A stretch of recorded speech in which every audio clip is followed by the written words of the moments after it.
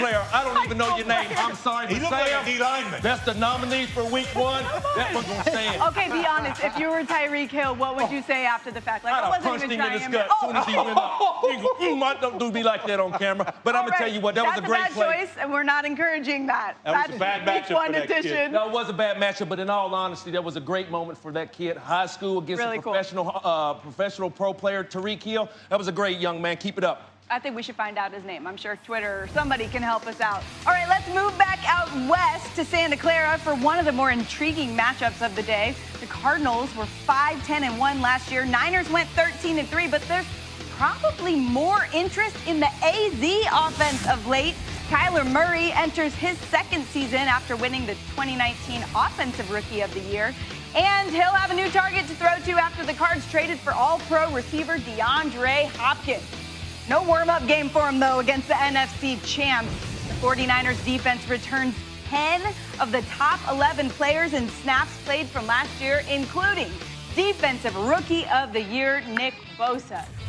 Man, it sure sounds like they're still stacked. Teddy, Teddy, I was thinking back on what you were saying last year leading up to the Super Bowl.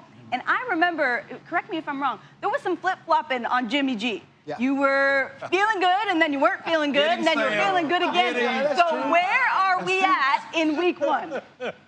I think Jimmy G is going to learn from what he experienced last year, and I think he still knows about this San Francisco 49er team because I think it still is the class of the NFC. And now the two reasons I think they are is because of the defense and then Shanahan and his play calling. You notice I don't say Jimmy Garoppolo. And I don't say that because I think Jimmy knows and he's going to learn that there's going to be 1 or 2 throws over the course of a season that you will be judged upon.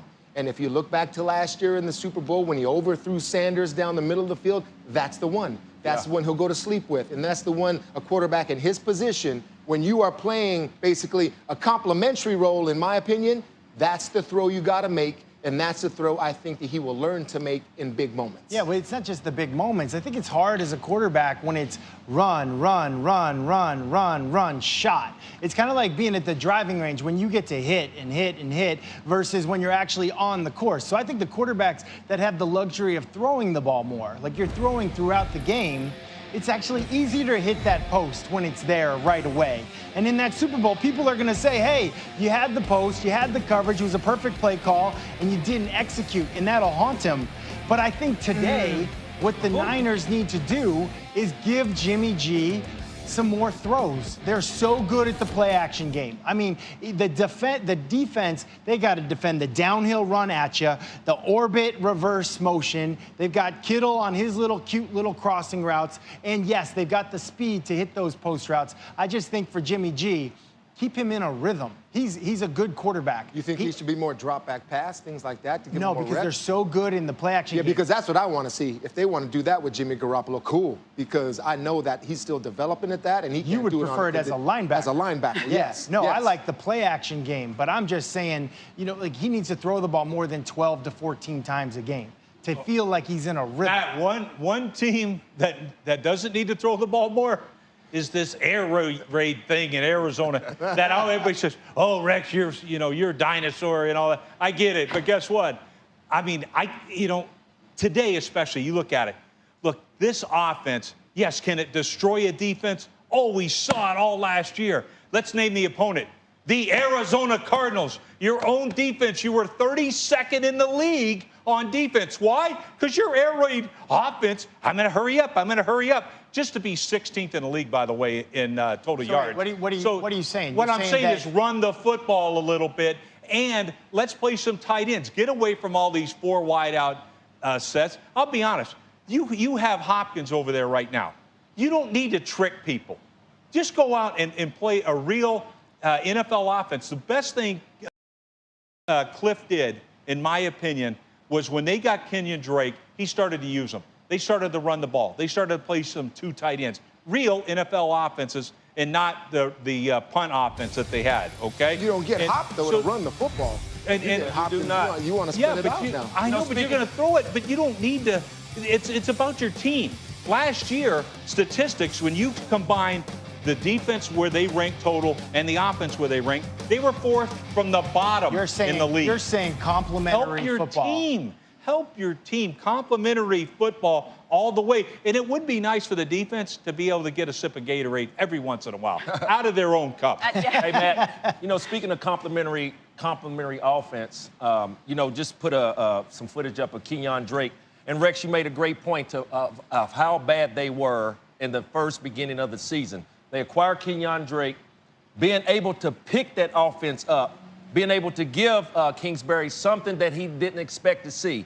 You're getting a playmaker out of your running back position. I do believe in the air raid offense of what he says, but I do believe in multiple receiver packages also. With the addition of DeAndre Hopkins, you now have 4 wide receivers that you can run a track meet. Rex, the NFL wants more points. They want the scoreboard to light up. So what does Arizona have? They have Kirk. They have Andy Isabella. They have Mr. Larry Fitzgerald. And now you have DeAndre Hopkins with Kenyon Drake in the backfield. So you're talking about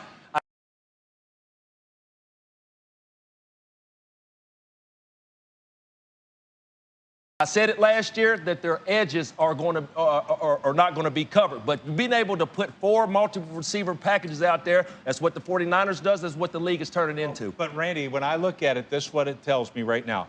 They're going to be 32nd in the league again on defense. You want to see giving up points? The league will be happy because your own defense is going to give up a ton of points. And here's the bad thing. They have Chandler Jones, might be the best defensive player in the league. Patrick Peterson. You just picked up Jordan Phillips from the Bills. They got enough talent on defense. Simmons. But Simmons come on. Simmons. Help. Isaiah Simmons, not bad from Clemson. Yeah. When you look at them, they have a lot of really good players. Come on, man. Just give them a little break. Yeah, you got to understand, as a coach, I offense. mean, Cliff is also developing with his young players. Yes. I mean, as an NFL head coach, he'll get it right. But we saw it late in the year. I want to give him credit because I saw it when they picked up Kenyon Drake. I saw him develop as an NFL coach. Look, there's no doubt this guy is an impressive, young football coach, and he's very intelligent, and he's got a scheme that, but he's got to realize, don't put your defense at risk. Right. And sometimes when you're no huddle the whole way, you're putting your defense at risk. Yeah, I'm with you on that. I just don't think you bring Cliff Kingsbury in if what you're really concerned about is running the ball.